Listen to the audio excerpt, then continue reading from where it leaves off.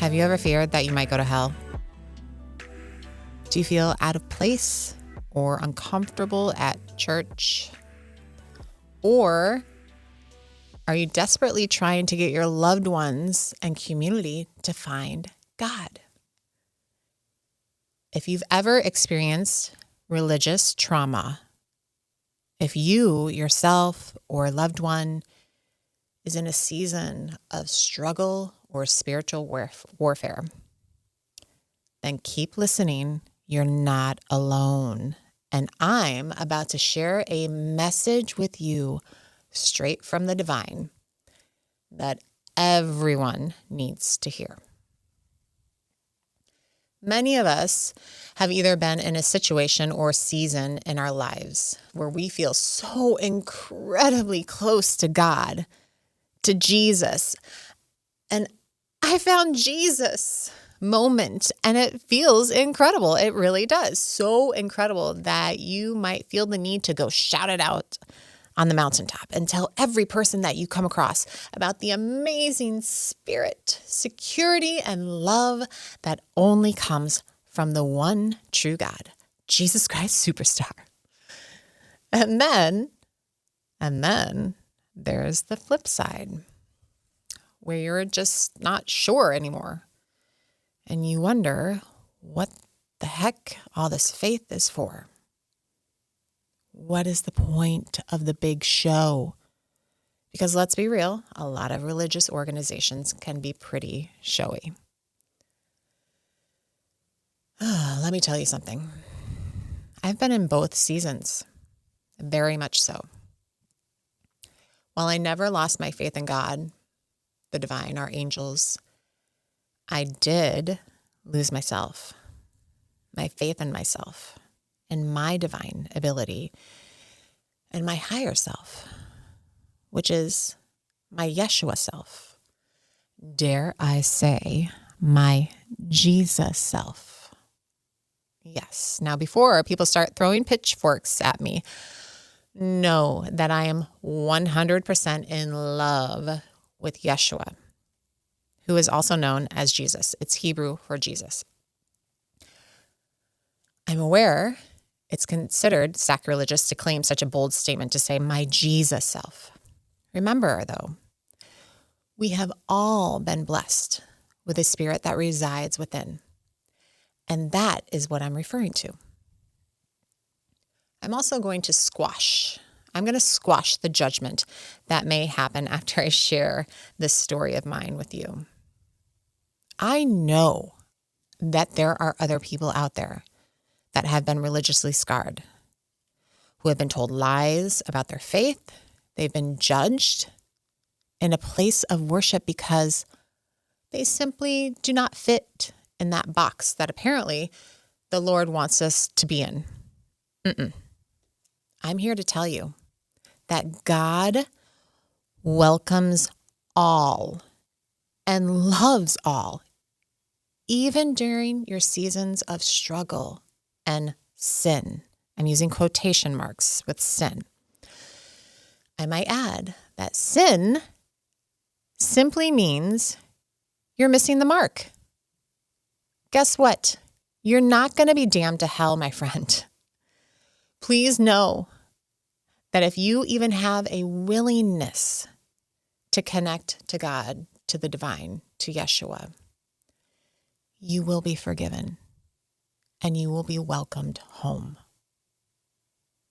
So, it seems like my Yeshua or my God might look a little different from some others' view of who God is. And guess what? That's fine. It's all good, because just because our paths may be different, our destination is the same. I have the secret to living a beautiful, soulfully spiritual life, centered and focused, zoomed in on my relationship with God, the divine, Yeshua, my angels, your angels, Mother Nature, Gaia, all that is one true source. But before I share with you the secret, I'd like to first share with you a little bit more of my own history. So I grew up pretty religiously. We went to church twice a week, obviously on Sundays and on Wednesday nights for youth group. And our whole family was involved in the church choir. And then, of course, we would be involved in all the other church activities throughout the years.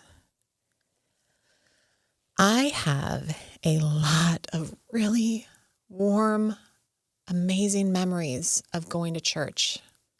A lot of them included just being in the church pews with my mom and my sister. And my mom, she would like just gently stroke my hair as we listened to the sermon. And then we would stand up to sing the hymns. And of course, Christmas, Christmas was always magical. And I'm thankful. I am so, so, so thankful that I had that upbringing and that I also share that upbringing with my own kids. Because what it taught me was to have faith, blind faith in the unknown. And it was also a promise for everlasting life in heaven, which definitely made the hardship of life here on earth not feel so bad when you're going through it. But then there were the not so bright and beautiful sunshiny days at church. I have two memories that stick out for me. One when I was about 7 or 8 years old. I was in Sunday school and we were shown a video of the rapture. And this was definitely not the cartoon version or a cartoon video. This was people running around, screaming, in flames, on fire on earth during the rapture. They were like the leftovers, the ones that weren't saved. They were getting tortured on earth during what is known as the rapture, right? Okay, now let me ask you, if you're a parent, would you show your 7 or 8-year-old child a horror movie? Freddy Krueger? Whatever, the scariest movie you've seen? Because that's essentially what we watched on that Sunday morning in Sunday school. And if I think about the possibility of showing my kids that same video, if I really go there, I can't go there because it brings me to tears. I lose myself and I'll cry. And I understand the fear-based ideology of scaring kids straight. Did it work for me? I don't know, because you know what? I think I blocked out a large chunk of my childhood because I was so scared of the devil. At that time, that was when I started having nightmares. And I had one reoccurring nightmare for my whole childhood. Actually, since I saw that movie. The nightmare was me lying down in the pits of hell on the ground with the devil. And I would look up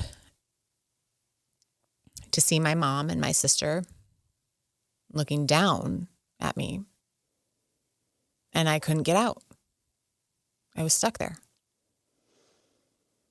I had this nightmare several times as a kid, and I can actually still see the nightmare in my head today. It wasn't maybe more or less than a year after seeing that rapture video that I went to a church camp with my friend. And I really don't know what the heck they were teaching because I think I blocked most of it out. And just so you know, this is a natural defense mechanism our brains do to protect us from the childhood trauma that I went through. Because that's what it was.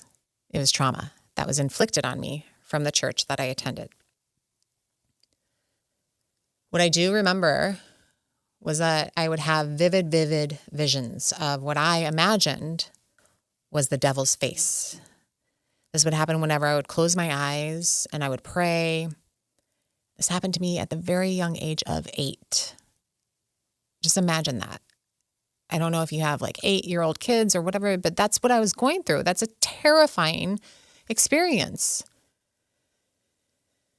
Faith and spirituality has always been a number one value in my life, even in the seasons where I just wanted to die and turn the dial of pain and confusion down. And I would use extreme experiences to quiet the opportunity, really, of growth. I wanted it to just like turn off or turn the dial down a little bit. So when I was young and going through this, it was so extreme at church camp that my mom had to actually come and pick me up from the church camp. And my mom, God bless my mom, because at that time, she made one of the best decisions she could probably ever make as a mother. And I so appreciate that. She made the decision of letting me choose my faith. I got to choose whether or not I wanted to go to church or to the Wednesday night youth group from that point on. And thank God, oh my God, thank God my mom understood that faith is a very intimate and personal journey. What I went through at such a young age, some people have called it spiritual warfare. And I actually agree with that. I agree with that term. Here's the kicker. Again, the pitchforks might come out. It wasn't a spiritual warfare with me and the devil, or the devil and Jesus. It was a spiritual warfare between myself and my higher self and my earthly self. You see, that day at Sunday school when I watched the rapture video, when I watched human beings run around on earth on fire screaming for their lives and having fear, that was the main objective of the video. And that's exactly what it achieved with me. I let my fear control me over my faith. And boy, oh boy, for the next several years, that was the reflection of my life. I even went through a long phase in life when I thought to myself, well, why do I need Jesus or Yeshua to talk to God? I would even pose that challenging question to pretty much anyone who would ask me about my faith, where I was in my faith at the church. I would pose this question because I had fear of both the Lord and the devil. Even though I knew, even then, subconsciously, I knew what I know now, which is Jesus is God. God is Jesus. Yeshua is God. Yeshua is Mother Nature. Mother Nature is Yeshua, is equally male, female, angels, source, Buddha, and so on and so on. It's all source. It's all one true God. I would pose that challenging question to others in order for them to back off, to help smother my own fear. You see, I somehow thought if I took Jesus out of the equation, right, I would also take the devil out of the equation. And that's what drove me, was the fear of the evil one, the fear of the demons, hell. It was by far my number one fear. Even during my crazy, rebellious, not making very smart decisions seasons, I was paralyzingly fearful that I might go to hell, that I might disappoint Jesus, so much so that he was going to cast me down to hell. I walked through my life for a long time, calling myself spiritual and priding in myself for being open and supportive to all religions. Yes. But during a long season of my life, I never fully committed to God's love because I was fearful. And there's a lot of scripture about how we're supposed to be fearful of God. But I think for a lot of us, maybe even most of us, we interpreted that in such a way that it drove a wedge between us and divinity. When I would read all these many scriptures about God-fearing believers, I was fearful of both God and the devil. It wasn't until recently, in the beginning of the pandemic, when the shit hit the fan for the entire world and I was scared out of my mind of how the world was transitioning and what direction all of us were going with all the division that was happening among us. That was the time where I was really in the pits of hell in my personal life, my relations. That is when I really, truly found God again. And not in a fearful way. That is the time where I was actually living in fear here on earth, and then I found comfort in God. My fear was no longer me fearing that God will cast me down to the pits of hell or that the devil and demons are going to torture me. My fear was now about me continuing my life the way that it was, the way that I was living it, and how our world as a collective were treating each other. I mean, everybody felt the heaviness of the world. Some more than others, for sure, especially highly sensitive people like myself. But when I realized that it wasn't God or the devil that needed to be feared, what is more fearful to me is our lives without the love and the support of the divine. Yeah. During that time of the collective void, that is when my relationship with the divine, it started to flourish. And we connected in such a beautiful way. Yeshua was coming to me in my dreams a lot, which was the most beautiful, comforting feeling I have ever experienced. Everywhere I looked, there were signs from the divine that I was indeed on the right path, that I was supported and I was loved. And I just felt lighter and so supported and no longer fearful of the unknown. Because I finally realized that it's not about fearing God because God will punish us or cast us down into the pits of hell. It's about how much more fulfilling life is here on this earth with the connection to the divine, to God, to Yeshua, to Source, to angels, to Mother Nature. My only fear now is what life would be without that connection. I don't fear that I will be cast down to hell anymore. I don't fear that the devil or the evil ones or demons or shadow people are going to come get me, because I know in the end, all of us will be united and connected and supported and loved by one another and by our true support system, the divine.